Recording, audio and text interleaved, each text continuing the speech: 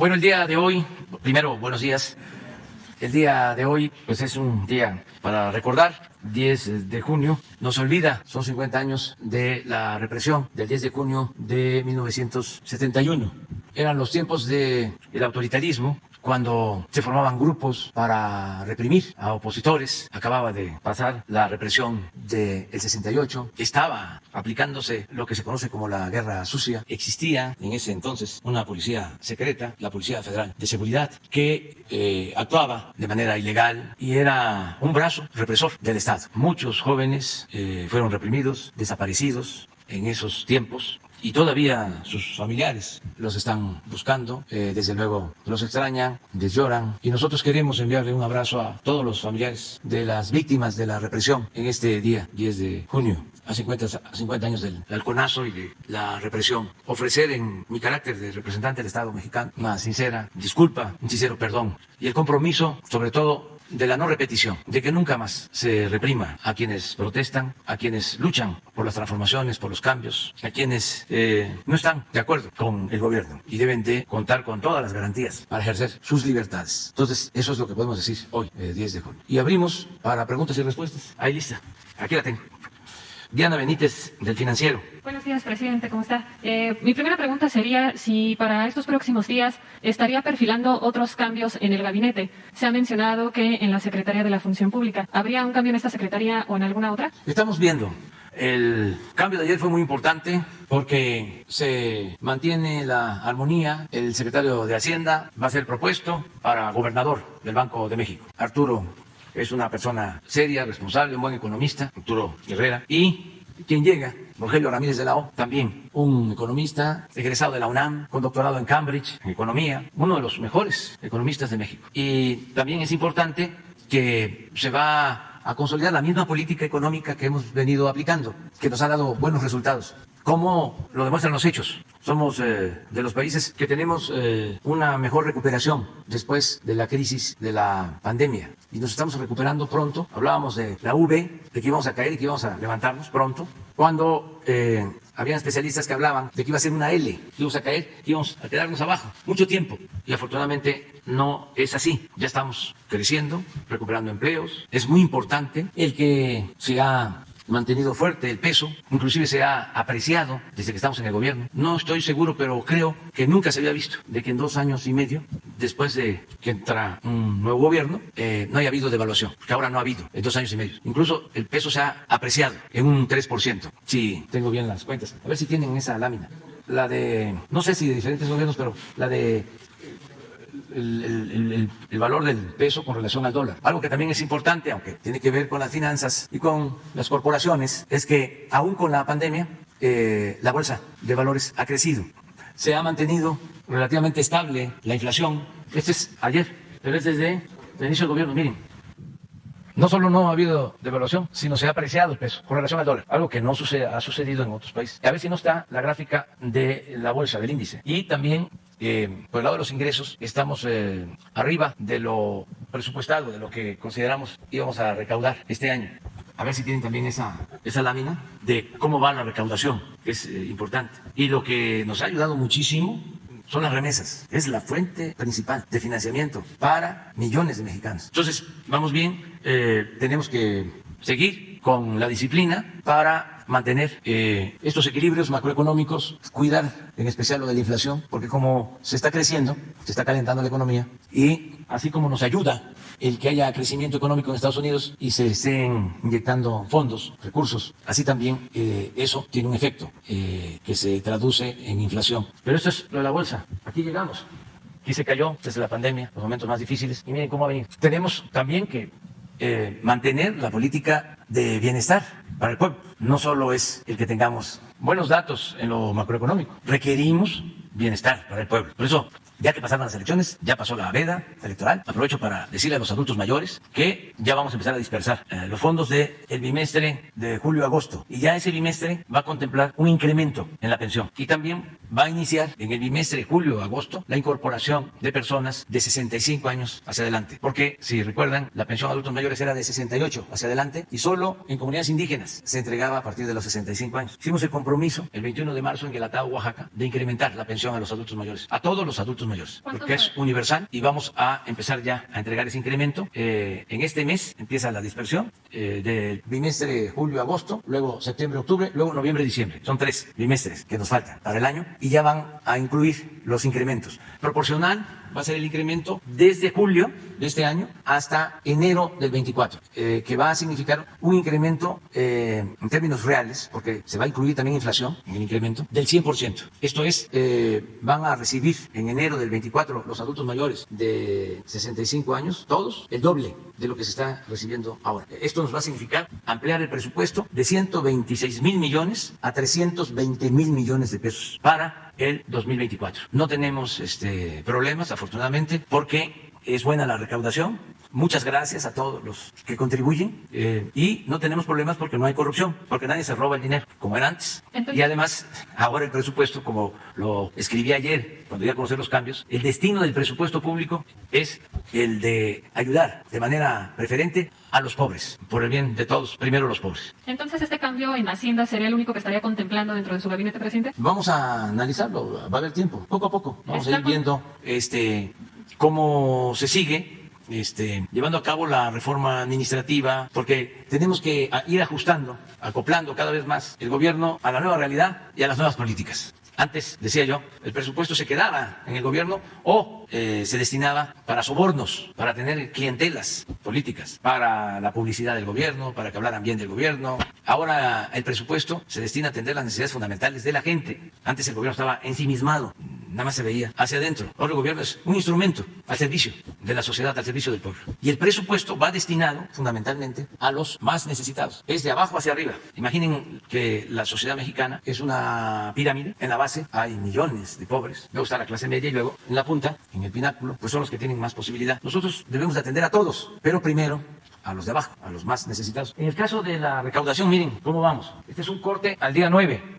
Ayer traemos 3.1% más que el año pasado de ingresos en términos reales. ¿Esto qué significa? Que aquí ya estamos descontando la inflación. Si fuese con inflación estaríamos hablando de 8.5. Pero se quita la inflación y es 3.1. En términos nominales, en el periodo del año pasado hasta junio llevamos recaudados 1.802.000. Y ahora el 9 de junio de este año 1.942.000. Como 120, 130.000 millones de pesos más. Esto es una muestra de la recuperación. Y ya en cuanto a los tributarios, igual 1.6 de incremento en términos reales, y aquí se ve como el impuesto sobre la renta 0.5, pero en positivo en términos reales, de 832.000 millones de pesos a 874.000, y el IVA, que esto es importante porque es el consumo, de 417 a 476, 417.000 a 476.000, como 60.000 millones más. Aquí aprovecho para aclarar, no sé si es una persona que fue director de el Reforma, Lázaro Ríos. Él sacó, pero puede ser que sea otra persona que se llame así, pero vi en las redes, sería bueno que se pusiera, no sé si sea él, realmente lo dudo, pero que puso un plano de la Ciudad de México, ahora con la votación, y cómo se dividió la ciudad. Y en efecto, en las delegaciones donde hay más pobreza, ganó Morena, y donde vive la clase media y media alta, ganó la alianza del PAN y el PRI, y hay como una frontera, ¿no la encuentran? Le puso él, o esta persona, algo que quiero aclarar, porque existe también esa mala información, prejuicio, sí, miren lo que le pusieron, pero no sé si es él, Lázaro Ríos, ¿es él? Bueno, pues esto pinta muy bien lo que es el Reforma, ¿no? Y el pensamiento conservador, que todos los que escriben allí son directivos, los moneros, los dueños, tienen este pensamiento, y los que leen el periódico, que están en todo su derecho, pero no sé si sea él, pero fíjense lo que puso, dicen que sí, fíjense la mentalidad. Los que pagan impuestos, ¿no? Que tiene que ver con los que votaron por el PAN y por el PRI, los que reciben subsidios. Todos pagamos impuestos, hasta la gente más humilde paga impuestos. Por eso me detuve con el IVA, porque cuando se compra una mercancía, ahí va incluido un impuesto. Y en el caso del impuesto sobre la renta, los que más pagan impuestos sobre la renta son los trabajadores. Pero hay esta deformación, un prejuicio de clase muy conservador, racista, pero que con su pan se lo coman. Presidente. Vamos a buscar la forma de ir poco a poco ajustando el gobierno a la nueva realidad. No te puedo decir más que eso. Okay. Presidente, mi segunda pregunta sería, un juez ya otorgó la suspensión definitiva ante cualquier orden de aprehensión contra el gobernador de Tamaulipas, Francisco Cabeza de Vaca. Mi pregunta sería, ¿cuál es la confianza que tiene actualmente el gobierno federal para estarse coordinando con el gobierno de Tamaulipas en temas sensibles o de importancia como puede ser la seguridad? Pues tenemos que actuar de manera institucional, independientemente de estas decisiones de los jueces, que son lamentables porque no es posible que el Poder Legislativo decida que procede del desafuero y que debe de llevarse a cabo la investigación en contra del gobernador de Tamaulipas, que las autoridades competentes hagan su trabajo y de repente el juez ampara. Es su derecho también, ¿eh? Pero ¿qué esto es muy común? ¿Se ampara a Juan Pueblo? ¿Se le protege? No. Ese es el problema que tiene el Poder Judicial, que protege y que ampara solo a las élites, a los potentados, a los representantes de la llamada clase política o a los dueños de las grandes corporaciones. Es una justicia, entre comillas, de élite. Solo se castiga al que no tiene agarraderas, al que no tiene con qué comprar su inocencia. Eso está mal, pero hay que respetar la decisión del juez. Hay que respetarla porque queremos vivir en un auténtico Estado de Derecho, no en un Estado de chueco o de cohecho. Por eso se respeta la decisión, debe de respetarse, pero no debe de pasar desapercibida. Tenemos que denunciarlo, que hacerlo público, porque antes ni siquiera eso. Están ahora ordenando un juez que se le dé libertad a una persona acusada de delincuencia organizada. Y lo mismo, 24 horas, para que quede en libertad. Y es una persona que tiene fama, no quiere decir que sea culpable, en el mundo de la delincuencia. Entonces, ojalá y todo esto se vaya resolviendo. Estoy firmando el día de hoy una carta al presidente de la Suprema Corte de Justicia, con todo respeto, para que se atienda el caso de presos que llevan hasta 20 años sin sentencia. Entonces tenemos que ir buscando poco a poco, ¿no?, que se mejore nuestra convivencia, que se purifique la vida pública, porque eso es la transformación. Aunque no logremos todo. Ahora que se obtuvo la mayoría simple en la Cámara, dicen nuestros adversarios, pero no tuvieron la mayoría calificada. Y entonces ya no van a haber reformas constitucionales, o ya no va a presentar el titular del Ejecutivo, el presidente, iniciativas para reformas constitucionales. Si son necesarias, las voy a presentar, aun cuando no pasen o las rechacen, porque si son necesarias para el país, las voy a presentar. Por ejemplo, tenemos que resolver el problema de la falta de apoyo a la Comisión Federal de Electricidad, porque con la reforma energética se apostó a destruir a la Comisión Federal de Electricidad y tenemos que cuidar que no nos falte la luz, pero también que no aumente el precio de la luz, y para eso se requiere una reforma constitucional, porque le dieron preferencia con la reforma energética a los particulares. Ya lo hemos hablado aquí, paga menos una corporación empresarial, financiera, comercial, que lo que paga proporcionalmente un usuario, una familia de clase popular o de clase media, porque el gobierno estaba al servicio de las minorías y de los traficantes de influencia y también de corruptos. Entonces, eso lo tenemos que resolver, porque si siguen haciendo a un lado la Comisión Federal de Electricidad, si no le permiten que la energía que producen sus plantas suban a la línea, a la red de transmisión, si no hay lo que llaman despacho, porque tienen que subir primero la energía que producen las plantas de Iberdrola o las particulares, porque hicieron las reformas para entregarles a ellos el mercado de la industria eléctrica en contra de los intereses del pueblo y de la nación. ¿Cómo me voy a quedar callado? ¿Cómo me voy a cruzar de brazo? ¿Cómo no voy a presentar una iniciativa para que primero sea el pueblo, primero el interés general? No puede haber interés personal o de grupo, por legítimo que sea, por encima del interés del pueblo y de la nación. Entonces voy a mandar la iniciativa y no va a haber, que espero que sí, mayoría calificada. ¿Quiénes asumen la responsabilidad? Pues los legisladores, que van a rechazar la iniciativa en el caso que sucediera así. Entonces queda de manifiesto de que no son representantes populares, aunque se hagan llamar representantes populares, son representantes de grupos de intereses creados. Pero es interesante presentar la iniciativa, que se dé el debate, que el pueblo se entere. Yo tengo el compromiso de que no va a aumentar el precio de la luz en todo el sexenio, pero necesito pues que la Comisión Federal de Electricidad se fortalezca y que para eso no tenga que enfrentar una competencia desleal, porque se le da preferencia a las empresas particulares, sobre todo a las extranjeras. Fíjense cuánta influencia tenían las empresas extranjeras que se llevaban a trabajar a los altos funcionarios públicos, a sus empresas. La secretaria de Energía de un gobierno a trabajar a Iberdrola. El expresidente Calderón a trabajar al Consejo de Administración de Iberdrola. ¿Eran los que mandaban? ¿Y esa reforma la presentaría apenas inicie la próxima legislatura? En su momento. Pero sería una irresponsabilidad de mi parte no hacerlo. Nada más nosotros llegamos para transformar y la gente nos apoyó para llevar a cabo una profunda reforma y acabar con la corrupción y poner por delante el interés general, el interés del pueblo. Para eso nos apoyó la gente, para separar el poder político del poder económico y que el gobierno representara a todos, no a un grupo, no a una facción, no a una élite, y que se le diera preferencia a la gente humilde, a la gente pobre. Por el bien de todos, primero los pobres, fue un lema de campaña de hace 17 años. No me lo saqué de la manga ahora que llegamos al gobierno. 17 años, que no les gustaba porque no alcanzan a entender la importancia de la frase, que es por el bien de todos, primero los pobres. ¿Cuál es la función principal de un gobierno, sobre todo de un país con tanta desigualdad? Pues es apoyar a quien más lo necesita. Y esto es justicia, es humanismo, pero también es seguridad para todos, porque entre más pobreza hay, se producen más resentimientos. No olvidemos, la paz, la tranquilidad son frutos de la justicia. Entonces, esto no lo entienden los conservadores. Por eso, un partido del Supremo Poder Conservador votó en contra del aumento de las pensiones a los adultos mayores, no en el aumento de las pensiones a los adultos mayores, en contra de las pensiones. Pero eso sucedió hace 6 meses. Y en contra de las becas para los estudiantes de familias humildes, en contra de las becas para niñas y niños con discapacidad, y en contra, les molesta que la atención médica y los medicamentos sean gratuitos. A todo eso le llaman populismo, paternalismo, y han adoctrinado con el apoyo de los medios de información a mucha gente piensa que eso es malo, aunque vayan a la iglesia y se digan cristianos. Finalmente, presidente, justo lo que mencionaba en días pasados, que para obtener esta mayoría calificada perfilaría pues hacer acuerdos con el PRI. El líder del PRI responde pues que no será este partido el que rompa el bloque opositor. No, y la hay ningún problema. Judas. Es que yo hice el planteamiento de que faltaban muy pocos legisladores para tener mayoría calificada y llevar a cabo las reformas constitucionales. Pero fíjense cómo son de hipócritas nuestros adversarios, sepulcros blanqueados. Ellos hacen la alianza, ¿no? Y la aplauden.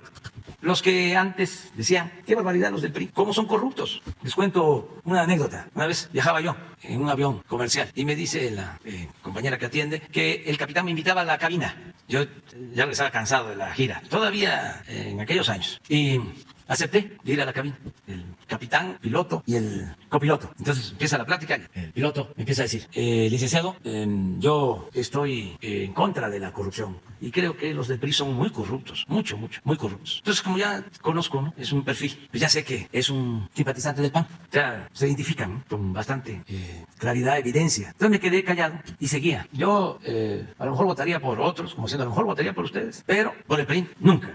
Que es un partido de corrupción, cosas así. Ya íbamos llegando y yo le iba preguntando cosas, ¿no?, de la aviación, pero él estaba con el tema. Ya cuando estábamos por bajar, le dije, mira, vamos a llegar al aeropuerto y construyeron un anexo, otra terminal. Dice entonces, 11,000 millones de pesos. Digo, ¿sabes qué?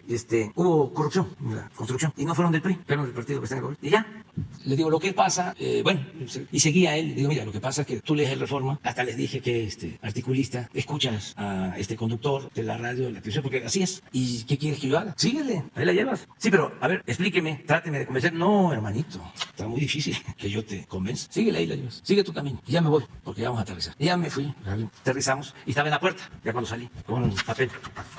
Oiga, fíjese que mi papá, simpatiza mucho con usted. ¿Le puede poner un autor? Sí, ya le entregué. Tu papá es un hombre inteligente. Adiós, adiós.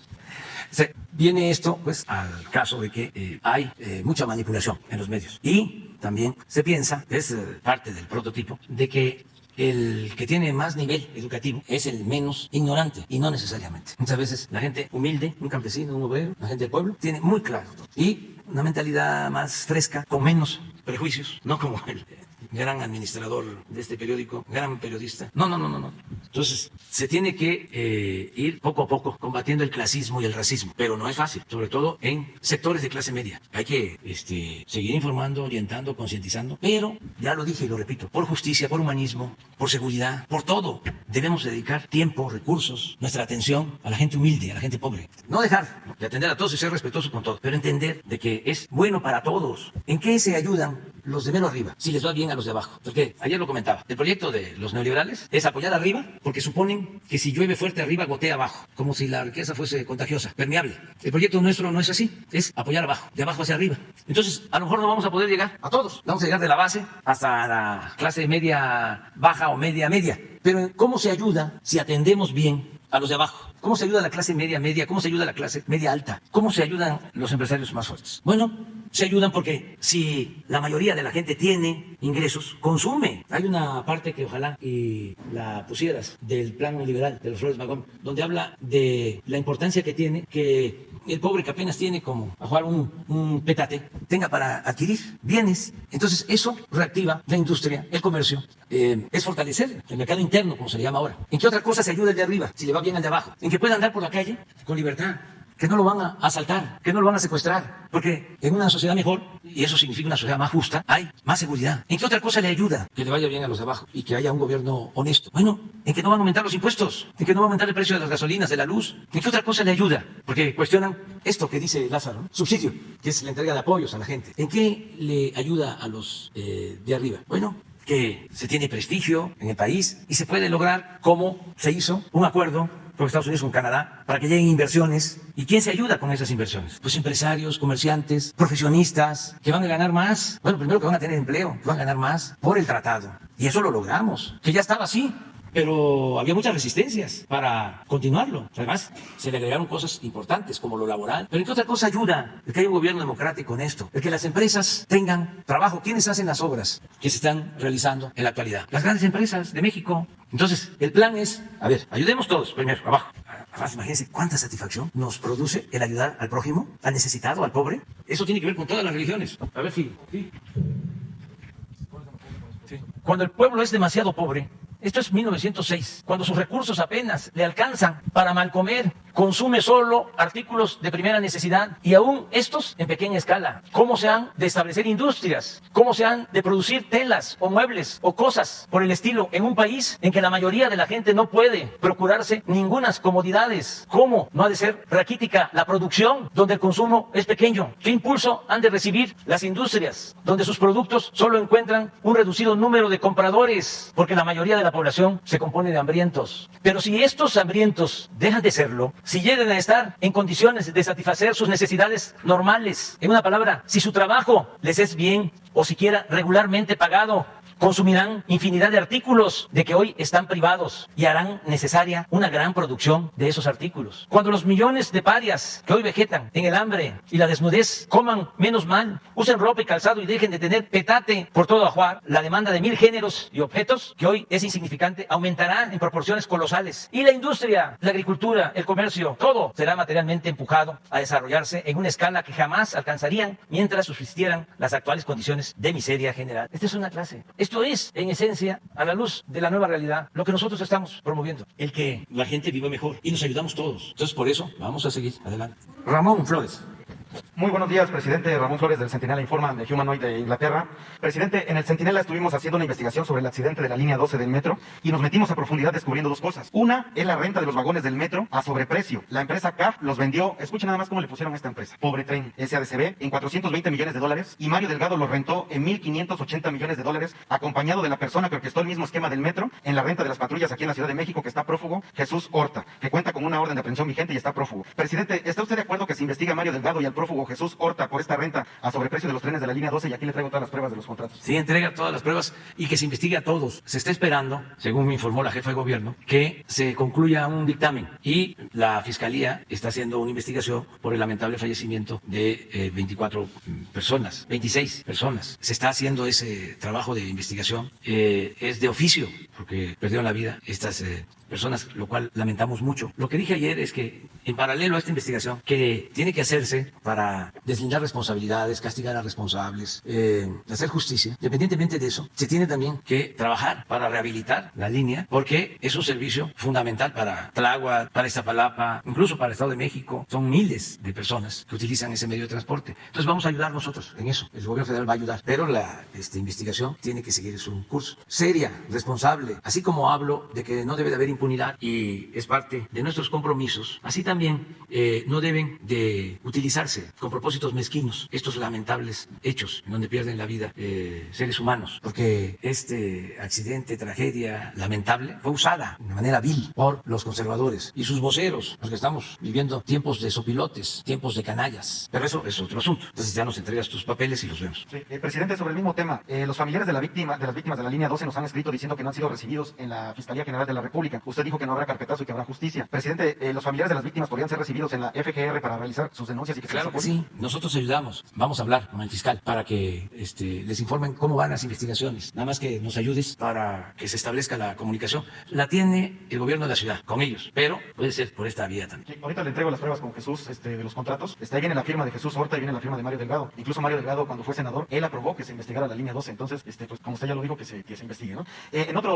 Mi segunda pregunta, presidente. En Guanajuato, en los últimos días, identificaron a 130 cuerpos en una fosa. También asesinaron a una mujer en León que quedó registrado en un video. Asesinaron a una candidata en plena campaña electoral. Presidente, con estos hechos, ¿qué mensaje le mandaría a los guanajuatenses? También tenemos muchísima evidencia en el canal del Centinela Informa de cómo compraron votos en las elecciones. Presidente, en concreto, con todos estos hechos, ¿podemos hablar ya de un estado fallido en Guanajuato? No, estamos luchando para que haya paz y tranquilidad en todo el país. Más que es un proceso largo, complejo, porque dejaron pasar el tiempo y además se toleró durante años a la delincuencia. Había contubernio entre la delincuencia y las autoridades. Se vendían las plazas, eso durante mucho tiempo. Eso echó raíces y es lo que se está ahora enfrentando. Por eso, esta situación aparentemente contradictoria es como una paradoja. Guanajuato es de los estados con más crecimiento económico, con más empleo, con más desarrollo empresarial, pero se abandonó el desarrollo social. Con el modelo privatizador que se aplicó a fondo, se dejó de impulsar la educación pública. Todo era de paga y sigue siendo. Entonces, hubo crecimiento económico, pero sin bienestar. Hubo progreso, pero sin justicia. Y corrupción. Entonces ahora es de los estados con más violencia, con más homicidios. Siempre está. Pongan ayer.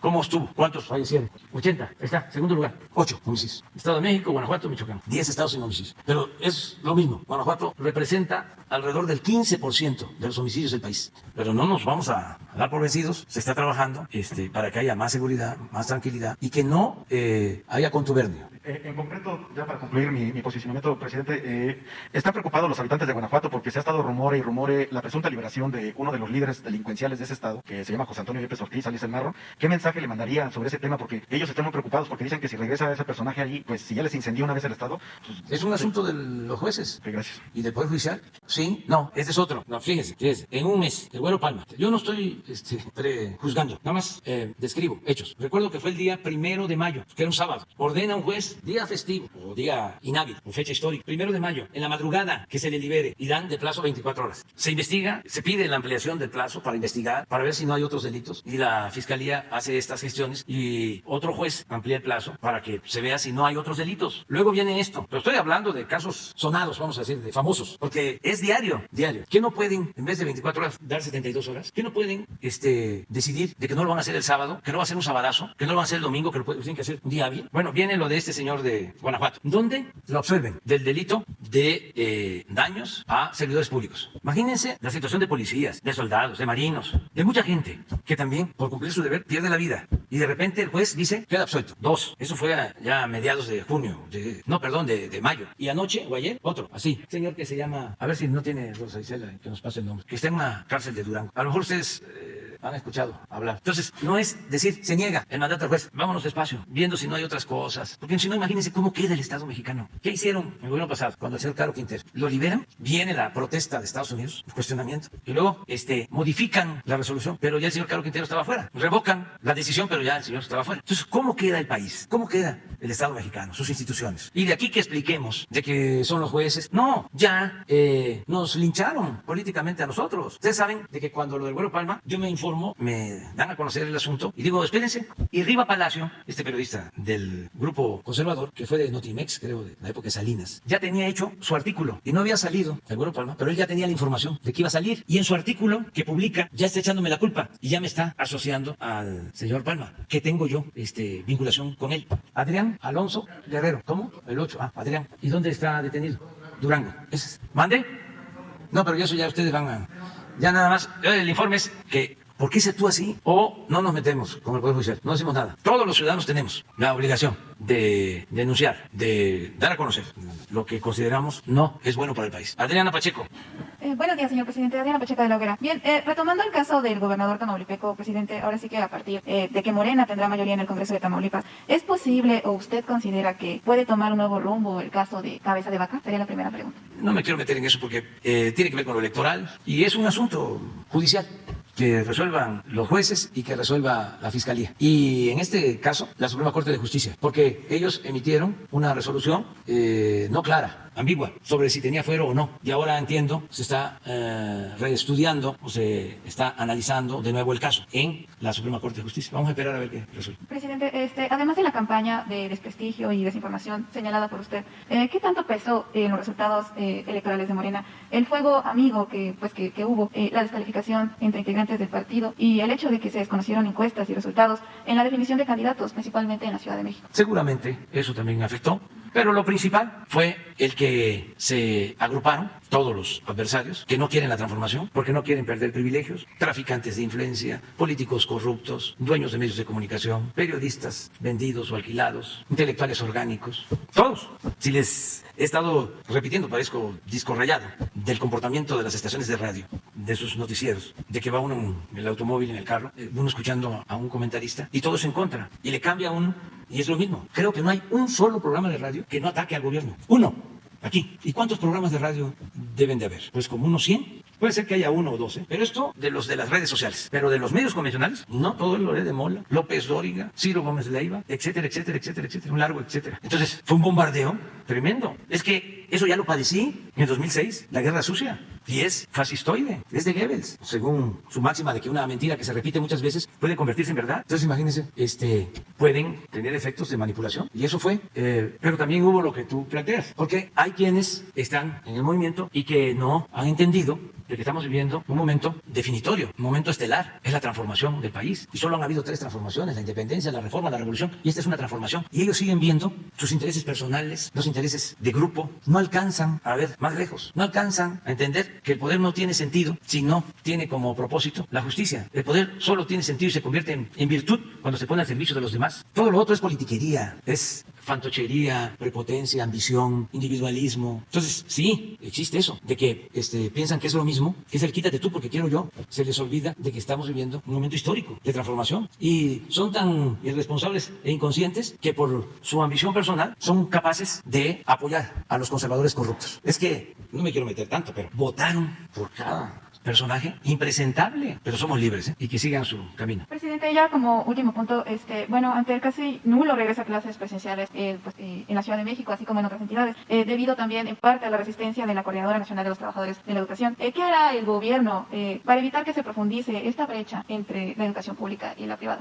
Pues vamos a seguir insistiendo de que es importante el reinicio a clases presenciales. Yo respeto a quienes opinan distinto. Eso es también lo importante de la democracia, que no todos podemos pensar igual, no debemos pensar igual. Yo sí sostengo que es muy importante el regreso a clases presenciales. Sin embargo, no puede ser obligatorio, nada por la fuerza. Lo tienen que resolver los padres, madres de familia, los maestros, los directivos de las escuelas públicas y privadas. Ya hay una postura de gobierno que es clara. Ya se puede regresar a clases. En donde hay semáforo verde, en donde se apliquen medidas de sanidad, en donde se esté pendiente por si existe un contagio, se aísle, incluso se detengan las clases. Ya, nosotros hemos dado a conocer que es posible, ¿no? Pero no podemos obligar. Tengo entendido de que hay escuelas en donde están haciendo consultas. En algunas los padres deciden que sí, no al 100%, no conozco casos del 100%. Y en otras que no. Tampoco al 100% no, pero sí mayoritariamente dicen no, madres y padres de familia. Y eso se tiene que respetar. Pero no es porque la coordinadora de maestros no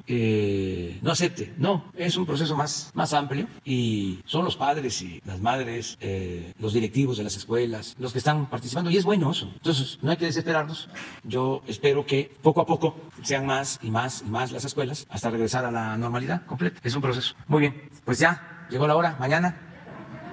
No. Mañana. ¿Tú también querías? 2. Porque hay quienes. Tú 3. Tú 4. Y 5. 6.